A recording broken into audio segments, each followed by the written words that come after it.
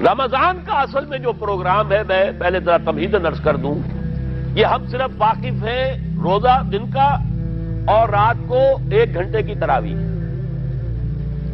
یہ بہت بڑا مغالطہ ہے، بہت بڑا مغالطہ ہے، بہت بڑا مغالطہ ہے۔ روز اصل میں رمضان کا پروگرام کیا ہے؟ دن بھر کا روزہ اور رات کے اکثر حصے کو قرآن کے ساتھ لے کر جاگنا۔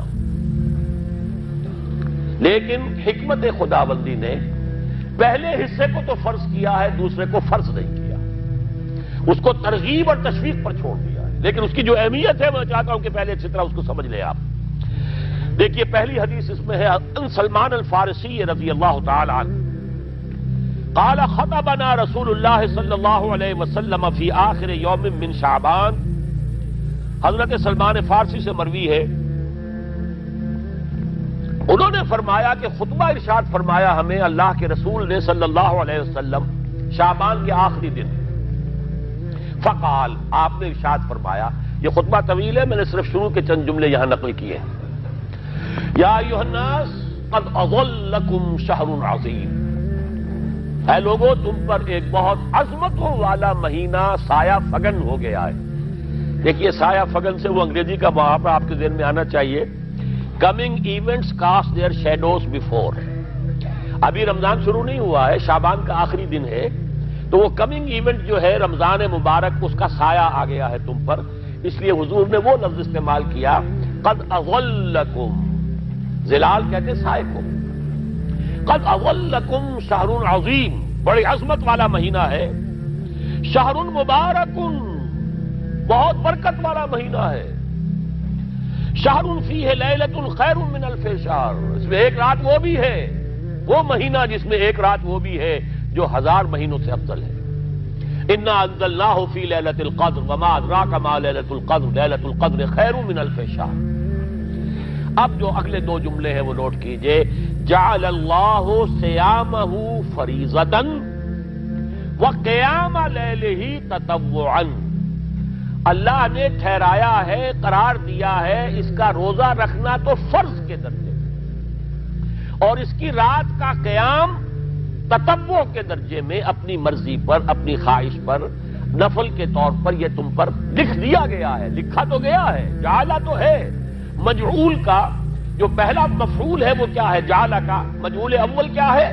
دن کا روزہ، اور مجعول ثانی کیا ہے؟ قیام لیلہ، رات کو کھڑا رہنا۔ اب یہ رات کا کھڑا رہنا اس کی کتنی مقدار ہوگی؟ کہاں سے معلوم کریں گے؟ قرآن سے۔ جب یہ لفظ آیا ہے سورہ مزمل میں، یا ایھا المزمل قم اللیل الا قلیلا نصفہ او انقص منہ قلیلا او زد علیہ ورتل القرآن ترتیلا، یہ معنی ہے۔ اے لحاظ کمبل میں لپٹ کر لیٹنے والے، کھڑے رہا کرو رات کو سوائے اس کے تھوڑے سے حصے کے، یعنی آدھی رات یا اس میں تھوڑا سا کم کر لو، جسے پھر کہا مفسرین نے 1/3 رات کم سے کم، اور زد علیہ یا آدھی پر بھی کچھ زیادہ کرو، یہ 2/3 رات ہو گیا۔ ورتل القرآن ترتیلا، اور قرآن کو اتارا کرو تھوڑا تھوڑا تھوڑا، یہ ترتیل، تفعیل، تنزیل، جیسے قرآن تھوڑا تھوڑا محمد پر نازل ہوا صلی اللہ علیہ وسلم، ایسے ہی تھوڑا تھوڑا تھوڑا قرآن اپنے اندر اتارو، ہیمر اٹ ڈاؤن، اپنے ذہنوں میں اتارو، اپنے قلب میں اتارو۔ اس کے لیے رات کو کھڑے رہو، اور قیام اللیل کم سے کم 1/3 شب کے اوپر اطلاق ہوگا، اس سے کم پر تو اطلاق ہے ہی نہیں۔ اگلی حدیث پڑھیے، اور یہ ہے جو عام طور پر ہر مسجد میں بھی آج کل خوب یہ گونج رہی ہوگی، حدیث بیان ہوتی ہے، اس لیے کہ بخاری اور مسلم دونوں میں موجود ہے، متفق علیہ روایت ہے، اس سے اونچا تو درجہ سند کے اعتبار سے تو حدیث کا کوئی اور درجہ اس سے اونچا ہے نہیں۔ عن ابی ہریرہ رضی اللہ عنہ قال قال رسول اللہ صلی اللہ علیہ وسلم، حضرت ابو ہریرہ سے روایت ہے، آپ نے فرمایا کہ حضور نے ارشاد فرمایا، من صام رمضان ایمانا واحتسابا غفر له ما تقدم من ذنبه، جس نے روزہ رکھا رمضان مبارک کے دوران اللہ پر یقین رکھتے ہوئے اور اس سے اجر و ثواب کے حاصل ہونے کی امید میں، اس کے تمام پچھلے گناہ معاف ہو جاتے ہیں۔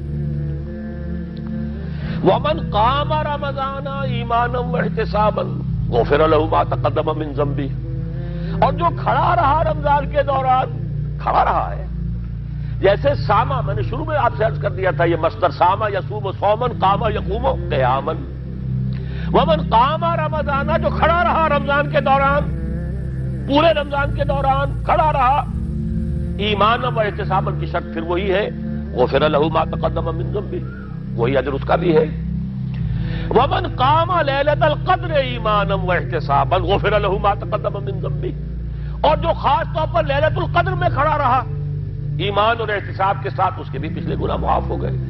اب یہ قامہ اور سامہ جیسے آ رہا ہے ایک دوسرے کے ساتھ پیرلل ہو کر، اس کو نوٹ کر لیں، من سام رمضان من قام رمضان، کیا یہ 1 گھنٹے کی تراویح جو ہے اس پر پوری اترتی ہے؟ نسبت خاک رابع عالم پاک، کوئی اس میں ریشو پروپورشن جڑتی نہیں۔ اگلی حدیث بھی پڑھ لیجئے، یہ وہی آگے عبداللہ ابن عمرو بن العاص رضی اللہ تعالی عنہما، جن کے بارے میں میں نے عرض کیا تھا، بہت ہی زاہد منش، بڑے عابد، ہر روز روزہ اور پوری رات نماز پڑھتے تھے، وہ راوی ہیں اس کے۔ عن عبداللہ ابن عمرو رضی اللہ عنہما ان رسول اللہ صلی اللہ علیہ وسلم قال الصیام والقرآن یشفعان للعبد، روزہ اور قرآن دونوں بندے کے حق میں شفاعت کریں گے۔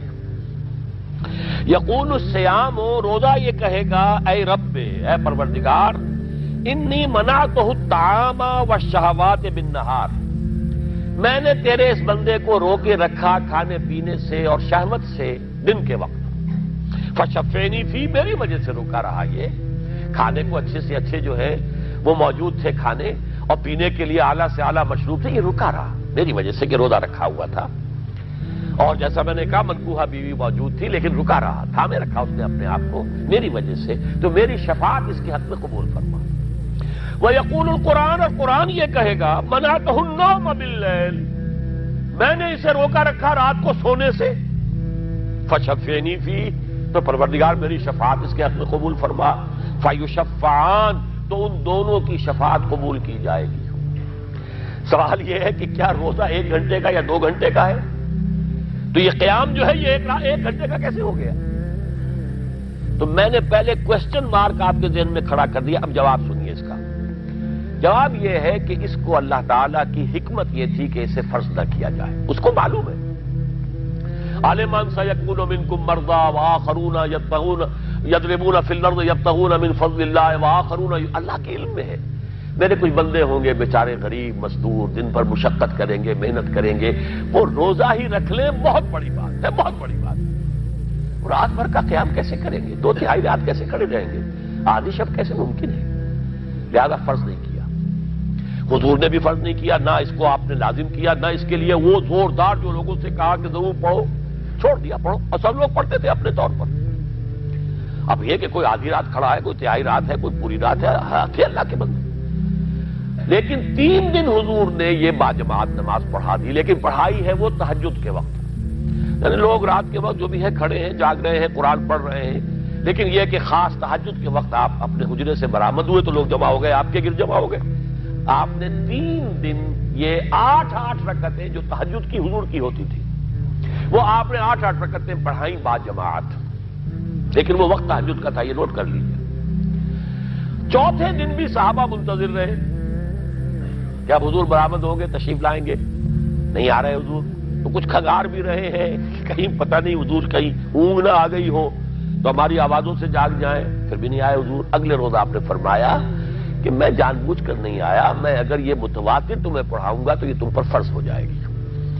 یہ ہے وہ رافت اور رحمت، بالمومنین رؤوف الرحیم، جو اللہ تعالیٰ کی شان ہے رحمان الرحیم ہونے کی، بالمومنین رؤوف الرحیم، یہ محمد الرسول اللہ بھی ہے، تم پر یہ سختی جو ہے یہ تمہارے لیے قابل برداشت نہیں ہوگی، لہذا میں نے یہ 3 دن صرف پڑھائی ہے، اگر مسلسل پڑھاتا تو فرض ہو جاتی۔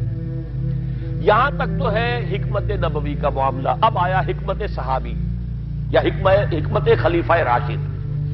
یہی معاملہ رہا حضور کی حیات طیبہ کے دوران، یہی حضرت ابوبکر رضی اللہ تعالیٰ عنہ کی خلافت کے دوران، یہی حضرت عمر کا بھی ابتدائی دور۔ لیکن دور خلافت عمر فاروق کے دوران یہ واقعہ آیا کہ حضرت عمر داخل ہوئے مسجد میں، دیکھا رات کے وقت ابھی کوئی باجماعت تراویح کا کوئی انتظام نہیں تھا، آپ نے دیکھا کچھ لوگ مسجد کے اس کونے میں کھڑے ہیں، ایک حافظ ہے، ساتھ تو حافظ نہیں ہوتے تھے نا، تو کوئی حافظ ادھر، انہوں نے 5 6 7 8 آدمیوں نے کسی حافظ سے گزارش کی، وہ انہیں قرآن سنا رہا ہے، وہ کھڑے سن رہے ہیں، کوئی دوسرے کونے میں ایک دم گھٹا ہے کہ اس پہ تیسری طرف ہے، کہیں ہے، تولیوں کے اندر لوگ جو ہے وہ قیام اللیل کا حق ادا کر رہے ہیں۔ آپ نے فرمایا کیا ہی بہتر ہو کہ یہ سب جمع ہو جائیں ایک امام کے پیچھے، اور پھر یہ کہ اسے عشاء کے ساتھ متصل رکھ دیں، تاکہ جس کو کہتے ہیں عربی میں ما لا یترک کلہ لا یترک کلہ، اگر کوئی شے کل کی کل حاصل نہیں ہو سکتی تو کوئی شخص بھی مسلمان بالکل محروم نہ رہ جائے، کم سے کم یہ 20 رکعت تراویح تو پڑھے اور قرآن سن لے، تاکہ کسی نہ کسی درجے میں تو اس کا بھی حصہ ہو جائے اس کی برکات میں سے۔ یہ ہے حکمت حضرت عمر فاروق کے فیصلے کی۔ اور چونکہ حضور نے فرمایا علیکم بسنتی و سنت الخلفاء الراشدین المہدیین، تم پر لازم ہے کہ میری سنت کو اور میرے خلفاء راشدین کی سنت کو مضبوطی سے پکڑو، یہ وجہ ہے کہ فقہاء اربعہ جو ہیں ہمارے، وہ سب کے سب اس کو واجب کے درجے میں رکھتے ہیں، اس لیے کہ یہ فیصلہ حضرت عمر کا ہے، عمر خلیفہ راشد ہیں رضی اللہ تعالی عنہ، لہذا یہ نظام بن گیا تراویح کا۔ اب میں اس کی نفی نہیں کر رہا، لیکن جو شخص سمجھتا ہے کہ اس سے اصل حکمت اور غرض و غایت پوری ہو گئی، وہ مغالطے میں مبتلا ہے۔ یہ تو علی الاقل کم سے کم اس درجے میں کہ ہر مسلمان کم سے کم اس درجے تک تو جو ہے وہ کچھ نہ کچھ حظ حاصل کر ہی لے، اور وہ اس سے محروم نہ ہو بالکل ہی۔ ما لا یدرک کلہ لا یترک کلہ، اس درجے میں حضرت عمر کا فیصلہ ہے، اور اسی کی وجہ سے ہمارے خلفاء، ہمارے جو ائمہ اربعہ انہوں نے قبول کیا ہے، اور یہی اس مسئلے کا حل ہو جائے گا۔ جو اہل حدیث حضرات اس کے اوپر جو ہے چیلنج بھی شائع کرتے ہیں، کوئی ثابت کر دے حضور سے 20 رکعتیں تو ہم اتنے لاکھ روپے، ہم بھی کہتے ہیں کہ حضور سے ثابت نہیں ہے، کون کہتا؟ دعویٰ ہی نہیں، یہ تو حضرت عمر کا فیصلہ ہے، حضرت عمر کا فیصلہ، خلیفہ راشد کا فیصلہ، اس کو امت نے قبول کیا ہے، لہذا وہ نظام ہے، رہے گا۔ اور یہی جو ہے آپ کو معلوم ہے، حالانکہ یہاں اکثریت جو ہے وہاں پر وہ اہل حدیث حضرات کی ہے سعودی عرب میں، حرمین میں وہی 20 رکعت تراویح ہوتی ہے، اس لیے کہ وہ ان کا جو آفیشل مسلک ہے وہ مسلک حنبلی، حنفی نہیں ہے، تو حنبلی مسلک میں بھی یہی ہے، شافعی میں بھی یہی ہے، مالکی میں تو 36 تک کی روایتیں موجود ہیں، 36 رکعت، لیکن یہ ہے کہ یہ ہے وہ 20 رکعت تراویح کا معاملہ، اس کی نفی میری بات سے نہ سمجھ لیجئے گا، وہ ٹھیک ہے، حضرت عمر کا فیصلہ ہے۔ پھر یہ کہ یہ آسان ترین ہے کہ عشاء کے ساتھ ہی متصل پڑھ لی، اور آج تو ہماری نیند کا کوئی حصہ اس میں جاتا ہی نہیں، کون سوتا ہے اس سے پہلے، سوال ہی پیدا نہیں ہوتا۔ لیکن یہ جو کہہ رہے ہیں کہ قرآن کہے گا میں نے اسے نیند سے روکے رکھا، اس کا حق کہاں ادا ہوا؟ اس کا حق تو ادا ہوگا کہ تہائی ورنہ نصف شب کے لگ بھگ آپ جاگے قرآن کے ساتھ۔ اب سمجھیے اس کی غرض و غایت کیا ہے۔ اگر قرآن رمضان کا یہ دوگنا پروگرام سامنے آ گیا، اصلاً جو مطلوب ہے دن بھر کا روزہ اور رات کے اکثر حصے کا کم سے کم نصف شب جو ہے اس میں جاگنا قرآن کے ساتھ، اب اس کی جو حکمت اور غرض و غایت ہے وہ بھی اب آپ 2 درجوں میں سمجھیے۔ رمضان کا اب 2 اچھا پروگرام، دن میں روزہ رکھو، اس روح کو مزمحل کرو، اس روح کو مزمحل کرو گے، اس نے جسم کو مزمحل کرو گے، حیوانی وجود کو، تو ہی اس روح کو کچھ ریلیف ملے گا۔ بھاری بوجھ کسی کے قدموں میں پڑا ہوا ہے، وہ کیسے اوپر اٹھے گا؟ ذرا اس کے نیچے جو وزن ہے، لنگر بھاری ہے، جہاز کا کیسے چلے گا؟ لنگر تو اٹھاؤ۔ تو اس طریقے سے وہ ذرا بوجھ سے اس کو تھوڑا سا ریلیف دو، رات کو کھڑے ہو جاؤ، اب اپنی روح پر نازل کرو اللہ کے کلام کو۔ تیرے ضمیر پہ جب تک نہ ہو نزول کتاب، گرہ کشا ہے نہ راضی نہ صاحب کشاف۔ اب یہ پھوار پڑ رہی ہے تمہارے اوپر، تمہارے اندر اس کو جذب ہونا چاہیے۔ اس سے کیا ہوگا؟ روح کو تقویت حاصل ہوگی۔ اس کو مثال سے پہلے سمجھا دوں، کوئی شخص پیاس سے مر رہا تھا، اس درجہ پیاسا تھا کہ اس کے اوپر بے ہوشی بھی طاری ہو گئی۔ کوئی شخص آیا، اس نے پہلے اس کو پانی کے چھینٹے دیے، کچھ ہوش میں آیا، اب اسے پانی کا کوئی کٹورا لگا دیا اس کے منہ سے، پانی کے ایک گھونٹ کی جو لذت اسے اس وقت محسوس ہوگی، کیا کبھی زندگی میں کسی کو محسوس ہو سکتی؟ یہ پانی کتنی بڑی قیمت ہے، قیمتی شے ہے، یہ تو اسی سے پوچھئے جسے شخص پیاس لگی تھی اور پیاس کی وجہ سے بے ہوش ہو گیا۔ اسے پانی کا ایک گھونٹ، جیسے کہ آپ تصور کر سکتے ہیں پیاس سے کوئی مر رہا ہو بادشاہ، وہ اپنی پوری سلطنت دے دے گا، مجھے ایک کٹورا پانی دے دو بابا، لو سلطنت دے، جان سے جا رہا ہوں میں تو۔ اس وقت پانی کی قدر و قیمت معلوم ہوگی۔ آپ کی روح بے ہوش، آپ نے روزہ رکھ کر اسے کوئی تھوڑا سا ریلیف دیا، چھینٹے ڈالے، اب رات کو آپ نے یہ آب حیات ماء مبارکہ، دیکھیے مبارک کا لفظ دو ہی چیزوں کے ساتھ قرآن میں ہے، ماء مبارکہ، بارش جو آسمان سے اترتی ہے یہ پانی مبارک ہے، برکت کہتے ہیں اسے ہیں جو کسی شے کی مخفی جو قوتیں ہیں انہیں اجاگر کر کے باہر لے آئے، یہ برکت ہے۔ زمین کے اندر روئیدگی ہے، بارش برسی اندر سے نکل آیا۔ اسی طرح کتاب مبارک، یہ کتاب مبارک ہے، یہ کتاب مبارک ہے، یہ تمہارے اندر سے تمہاری سوئی ہوئی روح کو بیدار کر کے پھر اسے غذا دیتی ہے۔ اب جب وہ قرآن کو پڑھے گا یا اس کو قرآن اس کے اندر جائے گا، اسے معلوم ہوگا اس سے بڑی کوئی نعمت نہیں۔ یہ ہے شکر جو پیدا ہوگا اب اس کی گہرائی کے، اس کے دل کی گہرائیوں میں۔ شکر کے معنی کیا ہے؟ احسان کی قدر شناسی۔ شکر کو امام راغب نے 3 مرحلوں میں بیان کیا ہے۔ شکر بالقلب، پہلے تو آپ کو معلوم ہو جو نعمت کسی نے دی ہے کتنی بڑی ہے، یہ احساس نہیں ہے۔ کسی بچے کے ہاتھ پہ آپ نے ہیرا رکھ دیا، اسے کیا پتا یہ ہیرا ہے یا یہ کوئی کانچ کا ٹکڑا ہے، وہ کیا کرے گا اس کی قدر؟ بلکہ ٹافی دیں گے تو وہ سمجھے گا کہ یہ زیادہ اچھی چیز دی ہے مجھے، اس پتھر کا میں نے کیا کرنا ہے، اس لیے اسے معلوم ہی نہیں کہ یہ ہیرا ہے۔ جب تک کسی نعمت کی قدر و قیمت کا احساس نہ ہو، اس کے متناسب پروپورشنیٹ شکر آپ کر ہی نہیں سکتے۔ پھر آپ کو زبان سے شکر ادا کرنا ہے۔ الحمدللہ الذی انزل علی عبدہ الکتاب، یہ زبان سے شکر ادا کیجیے۔ پھر اس کا شکر کا حق ادا کرنا ہے، اس نعمت کو استعمال کرنا ہے۔ اگر نعمت لا کے رکھ دی تو بھی یہ ناشکری ہے۔ کسی بچے کو لا کر کسی اس کے والد نے کتاب دی بڑی عمدہ، اور وہ بڑا مہذب بچہ ہے، تھینکس ڈیڈ یا ڈیڈی، اس نے شکریہ ادا کر دیا، پھر کتاب جا کے جو رکھی کبھی کھول کے دیکھا ہی نہیں، تو ناشکری کر رہا ہے یا شکر کر رہا ہے؟ زبان سے تو شکر ادا کیا تھا تو ناشکری کر رہا ہے، لاقدری کر رہا ہے، اس نے اس کو پڑھا ہی نہیں۔ قرآن کا شکر کیا ہوگا؟ وہ میرا کتابچہ جو ہے مسلمانوں پر قرآن مجید کے حقوق، اگر وہ سمجھیں گے جو کہ میری اس پوری دعوت قرآنی کی جڑ اور بنیاد ہے۔ 2 چھوٹے چھوٹے کتابچے 167 میں لکھا تھا، اسلام کی نشت ثانیہ کرنے کا اصل کام، یہ اسلام کی ریوائول کیسے ہوگی، اس کی شرط لازم کیا ہے، اصل کام کیا ہے۔ ہم نعرے لگانے پر آ گئے ہیں، جلوس نکالنے پر آ گئے ہیں، ہم یہ کر رہے ہیں، ہم وہ کر رہے ہیں، تلواریں بھی اٹھا لی ہیں، گولیاں بھی کھا رہے ہیں، جانیں بھی دے رہے ہیں، اصل کام نہیں کر رہے۔ وہ اصل کام کیا ہے؟ یہ سن 67 کی میری تحریر ہے، اسلام کی نشت ثانیہ کرنے کا اصل کام۔ اور پھر سن 68 کی میری 2 تقریریں تھیں جب میں نے جمعے کا خود خطاب کیا تھا مسجد خضرہ سمن آباد میں، مسلمانوں پر قرآن مجید کے حقوق۔ اس کو مانو جیسے کہ ماننے کا حق ہے، اس کو پڑھو جیسے کہ پڑھنے کا حق ہے، اس کو سمجھو جیسے کہ سمجھنے کا حق ہے، اس پر عمل کرو جیسے کہ عمل کا حق ہے، اور اسے 4 دانگے عالم میں پھیلاؤ۔ یہ تمہارے پاس امانت ہے محمد رسول اللہ صلی اللہ علیہ وسلم کی۔ بلغوا عنی ولو آیۃ، پہنچاؤ میری جانب سے ایک ہی آیت پہنچاؤ۔ کس نے فرمایا؟ محمد رسول اللہ نے۔ مفشو ہو، عام کرو، اسے پھیلاؤ۔ 5 حقوق ہیں مسلمان پر، لیکن یہ سارے حقوق کب ادا ہوں گے؟ جب قرآن کی نعمت کی قدر ہو جائے گی، معلوم ہو کہ یہ کوہ نور ہیرا ہے، یہ کوئی کانچ کا ٹکڑا نہیں ہے، کوہ نور ہیرا ہے، تب معلوم ہوگا اس کی کتنی حفاظت آپ کریں گے، جس نے دیا ہے اس کا کتنا شکر ادا کریں گے، پھر یہ کہ اسے کیسے سنبھال کر رکھیں گے۔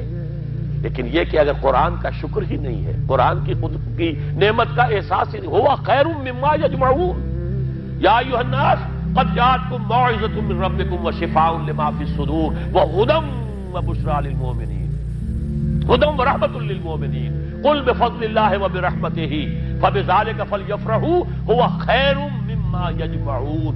دنیا میں انسان جو کچھ جمع کرتا ہے، جائیداد، مال، دولت، ہیرے جواہرات، زیورات، اور کوئی اینٹیکس، کوئی جو ہے وہ ڈیکوریشن پیسز، جو کچھ، ان سب سے زیادہ قیمتی شے یہ قرآن ہے۔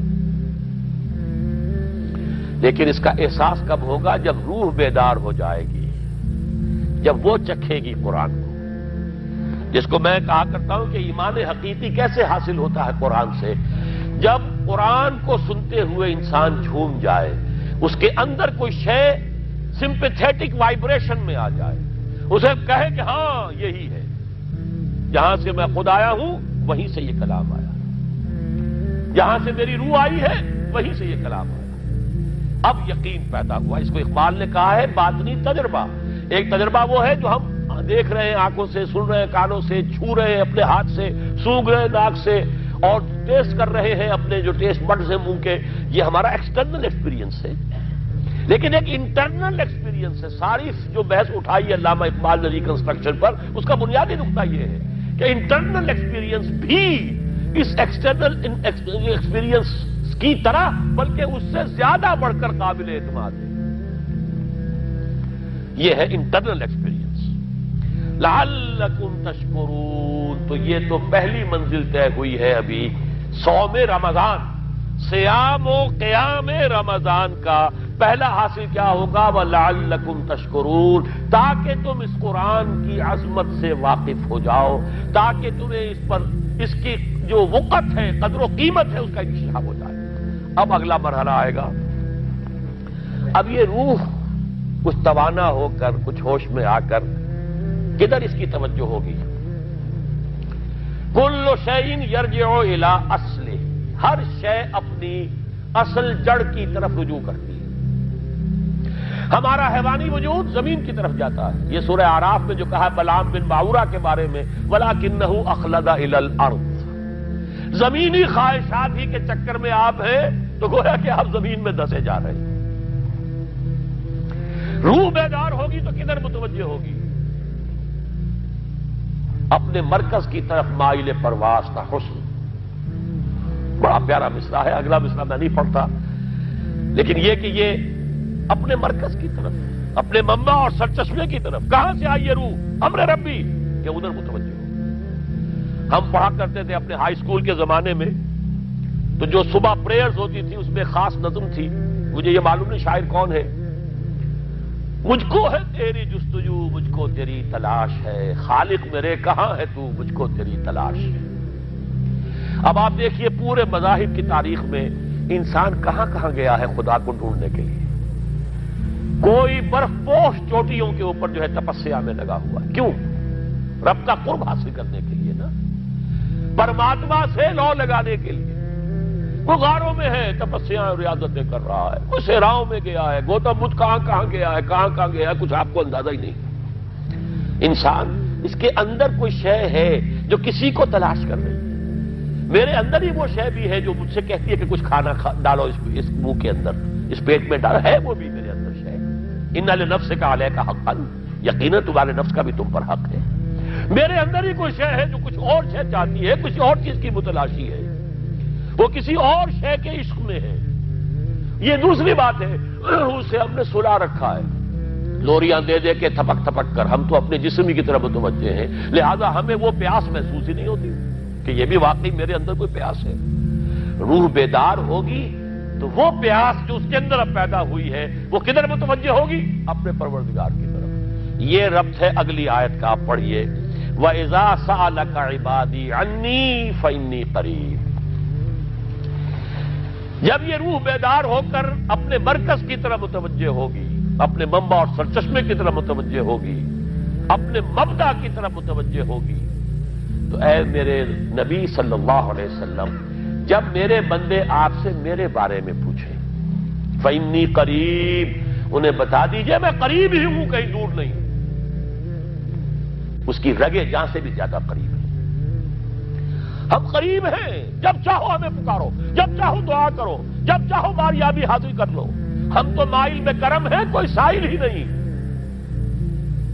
ہم تو ہر روز رات کے آخری گھڑیوں میں سمائے دنیا تک نزول فرماتے ہیں، اور ہماری طرف سے پکارنے والا پکارتا ہے، حل من مستغفر فاغفر لہ، ہے کوئی استغفار کرنے والا کہ میں اسے بخش دوں؟ ہے کوئی مانگنے والا؟ حل من سائل فاعطیہ، ہے کوئی مانگنے والا جسے میں دوں؟ تم سوئے ہوتے ہو، ہم تو غافل نہیں، تم غافل ہو۔ متوجہ تو ہو، آؤ تو صحیح ہماری طرف۔ حدیث قدسی میں آیا ہے میرا بندہ میری طرف چل کر آتا ہے، میں دوڑ کر آتا ہوں۔ وہ بارش بھر آتا ہے، میں ہاتھ بھر آتا ہوں۔ میرا بندہ میرا ذکر اپنے دل میں کرتا ہے، میں اپنے جی میں اس کا ذکر کرتا ہوں، یاد کرتا ہوں اسے۔ اور میرا بندہ اگر کسی محفل میں میرا ذکر کرتا ہے، میں اس سے بہت اعلیٰ محفل میں اس کا ذکر کرتا ہوں، ملائے اعلیٰ کی محفل میں ذکر کرتا ہوں۔ یہ حدیث کے الفاظ ہیں کہ نہیں؟ تو تم غافل ہو بھائی ہم سے، ہم تو غافل نہیں۔ اغیب و وذو اللطائف لا یغیب وارجو ہو رجال لا یخیب، میں غائب ہو جاتا ہوں، وہ تو غائب ہونے والی ہستی ہی نہیں ہے، ہر آن موجود، هو معکم اینما کنتم۔ وَإِذَا سَأَلَكَ عِبَادِي عَنِّي فَإِنِّي قَرِيبٌ أُجِيبُ دَعْوَةَ الدَّاعِ إِذَا دَعَانِ فَلْيَسْتَجِیبُوا لِی۔ لیکن اب آئی بات اصل، یہ دو طرفہ بات ہوگی، مجھ سے دعا کرو، کسی وقت کی پابندی نہیں، کسی جگہ کی پابندی نہیں، ناپاکی کی حالت میں ہو تب بھی دعا کر سکتے ہو، میری کتاب کو ہاتھ مت لگانا، مجھ سے دعا کر سکتے ہو، دعا میں کوئی پابندی نہیں، لیٹے مانگو، بیٹھے مانگو، ناپاکی میں مانگو، پاکی میں مانگو، جب چاہو مانگو مجھ سے، دعا میں کوئی خطر نہیں۔ اور جہاں پکارو گے there and then I will listen to you and I will grant your prayers۔ اجیبو جو ہے، اجیبو دونوں معنی، جواب دینا اور قبول کرنا، اجابت استجابت دونوں کا ایک ہی مفہوم ہے، جواب دینا اور قبول کرنا۔ اجیبو دعوت الداعی اذا دعان، میں تو ہر پکارنے والے کی پکار کو سنتا ہوں، قبول کرتا ہوں جب بھی وہ مجھے پکارتا ہے، لیکن فلیستجیبوا لی، میرا بھی تو کہنا مانو، چاہیے کہ یہ بھی میرا کہنا مانے، مجھ سے محبت کریں، مجھ سے لو لگائیں، میرے دین کے لیے اپنے آپ کو وقف کریں۔ ان صلاتی و نسکی و محیای و مماتی للہ رب العالمین، میرے باغیوں کے خلاف بغاوت کریں، میرے دین کا جھنڈا اونچا کریں، یہ سارے احکام ہے کہ یہ قرآن میں۔ قاتلوہم، جیسا کہ میں نے آپ کو بتایا اگلے ہی رکوع میں قتال کا حکم آ رہا ہے، اب وہ گھوڑوں کو روزہ رکھواتے تھے، بتا دیا یہ روزہ تمہیں کس لیے رکھوایا جا رہا ہے، اگلے ہی رکوع کے اندر حکم ہے، قاتلوا فی سبیل اللہ الذین یقاتلونکم وقاتلوہم حتی لا تکون فتنۃ ویکون الدین للہ، اللہ کے لیے دین ہو جائے، پورا کا پورا نظام اللہ کے تابع آ جائے، اس کے لیے پہلے دعوت دو، محنت کرو، جد و جہد کرو، اس دعوت کے نتیجے میں جمعیت فراہم کرو، جب جمعیت اتنی ہو جائے کہ پھر اس باطل نظام کے خلاف بغاوت کر سکو تو کرو بغاوت، اگر باطل نظام کے خلاف بغاوت نہیں کرتے ہو تو پھر ہم سے بغاوت ہے تمہاری، پہلے ذہنی بغاوت ہے، آپ ڈس اون کیجئے ذہنی اعتبار سے، نفسیاتی اعتبار سے، میں اس نظام کو نہیں اون کرتا، ریکنسائل نہ کیجئے اس کے ساتھ، کوئی تعاون نہ کیجئے اس کے ساتھ، کوئی چاکری اور ملازمت نہ کیجئے اس کی، تن من دھن لگائیے اس نظام کو بدلنے کے لیے، چاہے ابھی وہ دعوت کے مرحلے میں ہے، لوگوں کو تیار کیا جا رہا ہے، تربیت دی جا رہی ہے، تزکیہ کیا جا رہا ہے، لیکن ہدف کیا ہے؟ تاکہ اللہ کا دین غالب۔ فَلْيَسْتَجِیبُوا لِی، میرا بھی تو کہنا سنیں اور مانیں، میں جہاد کا حکم دیتا ہوں تو جہاد کریں، میں اقامت دین کا حکم دیتا ہوں اقیم الدین تو اس کے لیے کھڑے ہو جائیں، میں قتال کا حکم دوں تو قتال کریں۔ فَلْيَسْتَجِیبُوا لِی وَلْیُؤْمِنُوا بِی، اور مجھ پر ہی اپنا ایمان پختہ رکھیں، توکل کریں تو مجھ پر کریں، محبت کریں تو مجھ سے کریں، راضی رہے تو میری تقدیر پر راضی رہے، توکل ہو، راضی برضائے رب ہو، اطاعت ہو، جب تک یہ ساری چیزیں اللہ کے لیے نہ ہو جائیں۔ والذین آمنوا اشد حبا للہ، اصل میں تو مومن وہ ہوتے ہیں جو سب سے بڑھ کر شدید ترین محبت اللہ سے کرتے ہیں۔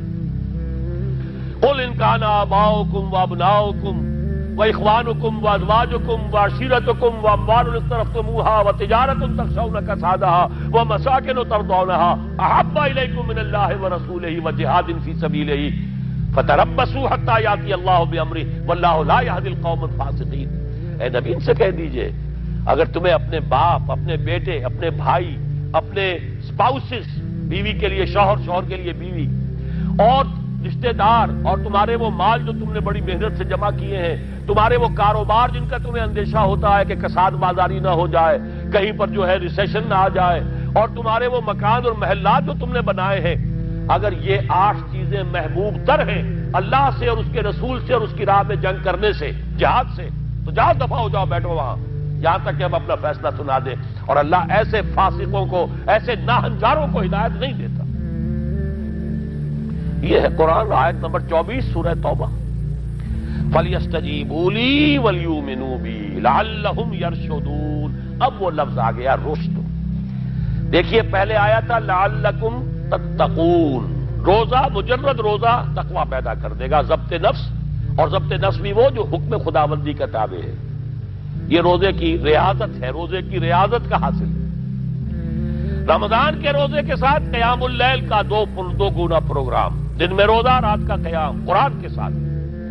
اس کا پہلا نتیجہ کیا ہے؟ لعلکم تشکرون، تاکہ قرآن کی عظمت منکشف ہو جائے، قرآن کی قدر و قیمت سے تم آگاہ ہو جاؤ، تمہیں معلوم ہو جائے کتنی بڑی دولت ہے جو اللہ نے دی ہے۔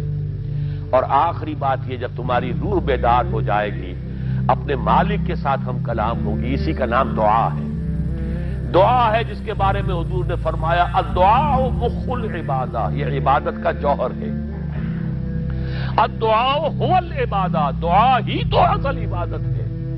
یہ دعا ہی تو ہمیں میسر نہیں ہے۔ 17 رکعتیں پڑھنی ہے ہم نے عشاء کی، لیکن اللہ کے ساتھ کوئی لوگ نہیں لگی، ادھر کی ادھر کی سوچیں آ رہی ہیں۔ 17 رکعتیں پڑھی ہوں یا 7 پڑھی ہوں، 10 پڑھی ہوں، آپ کو اجر ملے گا، لیکن آپ کو دعا نصیب نہیں ہوئی۔ دعا کب ہوتی ہے؟ بقول اقبال، یہ جو میرے اندر ہے فائنائٹ ایگو، انائے صغیر، انا میں، یہ چھوٹی سی انا ہے، اس انائے کبیر، اس انائے کبیر کے لیے سب سے بڑی جو مظہر آیت ہے قرآن مجید میں وہ سورہ طٰہٰ کی، اننی انا اللہ لا الہ الا انا، میں ہوں وہ اللہ جس کے سوا کوئی الہ نہیں۔ اننی انا اللہ لا الہ الا انا، یہ ہے فاعبدنی واقم الصلاۃ لذکری۔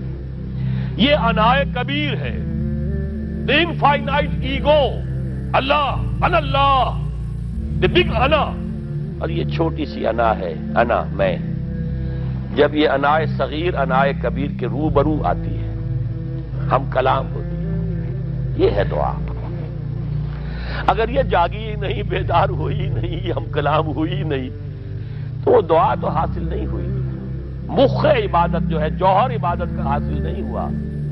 ہاں ایک شکل ہے عبادت کی، مراسم عبودیت ہے، یہ اشکال ہے، رہ گئی رسم اذاں روح بلالی نہ رہی، فلسفہ رہ گیا تلقین غزالی نہ رہی، ایک شکل ہے، تم نے کر لی، اجر ملے گا۔ آخر وقت نکالا ہے، آپ اللہ کے سامنے کھڑے ہوئے ہیں، اجر سے محنت کا جو اجرت وہ دے گا، لازماً اس پر بھی دے گا، لیکن حقیقت صلاۃ کوئی اور شے ہے۔ اسی لیے کہا محمد الرسول اللہ نے صلی اللہ علیہ وسلم الصلاۃ معراج المومنین، اہل ایمان کے لیے یہ معراج کے درجے کی شے ہے۔ معراج میں مکالمہ ہوا تھا نا، التحیات للہ والصلوات والطیبات، یہ حضور نے فرمایا السلام علیکہ ایھا النبی ورحمۃ اللہ وبرکاتہ، کس نے کہا؟ اللہ نے فرمایا السلام علینا وعلی عباد اللہ الصالحین، حضور نے فرمایا اس سلامتی میں تمام اللہ کے نیک بندوں کو شامل کر رہا ہوں، سلامتی مجھ پر بھی ہو اور تمام اللہ کے نیک۔ یہ مکالمہ ہے، مخاطبہ ہے۔ جب تک یہ مکالمے اور مخاطبے کی شکل نہیں، اگر وہ انائے صغیر جاگی ہی نہیں، سوئی ہوئی ہے، بے ہوش ہے، پڑی ہوئی ہے، سسک رہی ہے یا مر چکی ہے، روح مر بھی جاتی ہے،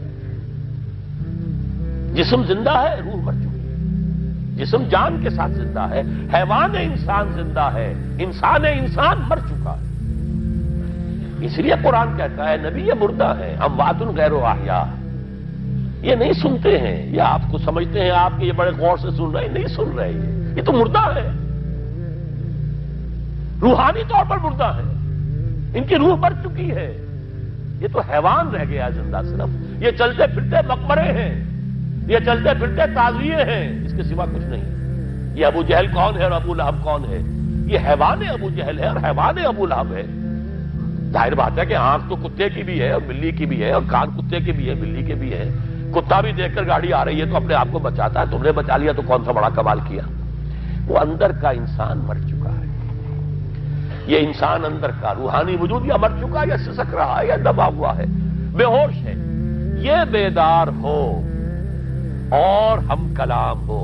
افلاک سے آتا ہے نالوں کا جواب آخر, کرتے ہیں خطاب آخر, اٹھتے ہیں حجاب آخر. آتا ہے, اللہ جواب دیتا ہے. اجیب دعوت الداعی اذا دعان. روحانی کان کھلے ہو تو تم جواب سنو گے, ان کانوں سے نہیں. وہی جب محمد پر آئی تھی ان کانوں سے نہیں آئی تھی, وہ دل پر اتری تھی براہ راست. فَإِنَّهُ نَزَّلَهُ عَلَىٰ قَلْبِكَ. ان کانوں کا ان آنکھوں کا سوال نہیں ہے, وہ دل پر براہ روح ہے محمدی پر. یہ روح, اسی لیے وہی کو بھی روح کہا گیا ہے. لانے والا بھی روح, اور روح الامین جس پر لایا گیا وہ بھی روح, روح محمدی جس کا مسکن ہے قلب محمدی, اور جو لائی گئی وہ بھی روح ہے. وَكَذَلِكَ أَوْحَيْنَا إِلَيْكَ رُوحًا مِّنْ أَمْرِنَا. یہ قرآن ہم نے نازل کیا, ایک روح ہے اے محمد جو آپ پر نازل کیا. مَا كُنْتَ تَدْرِي مَا الْكِتَابُ وَلَا الْإِيمَانُ. اس سے پہلے تو آپ کو کچھ پتہ نہیں تھا, کتاب کیا, شریعت کیا, ایمان کیا. وَلَكِنْ جَعَلْنَاهُ نُورًا. ہم نے اس قرآن کو نور بنا کر آپ پر اتارا ہے. یہ ہے, اس کے لیے ہے اصل رشد. اب آخری لفظ آیا رشد. یہ گویا کہ جو مختلف الفاظ ہیں قرآن میں, کامیاب, فائزون, اولئک هم الفائزون, ٹھیک ہے, فوز, کامیابی تک پہنچنے والا, اولئک هم المفلحون, یہ ایک اور لفظ ہے. لیکن راشدون یہ چوٹی کا لفظ ہے, اسی لیے صحابہ کے لیے آیا اولئک هم الراشدون سورہ الحجرات میں. اسی لیے انسانوں میں سے نبیوں کے بعد سب سے اونچے چوٹی کے انسان ابو بکر, عمر, عثمان, علی, ان کے لیے آیا خلفاء الراشدون. علیکم بسنتی وسنت الخلفاء الراشدین المہدیین. یہ رشد ہے, رشد تک پہنچنا ہے تو یہ کام ہے, اور یہ ہے اصل حاصل صیام و قیام رمضان کا. اولئک هم الراشدون. اللہم ربنا اجعلنا منہم, اللہم ربنا اجعلنا منہم, اللہم ربنا اجعلنا منہم.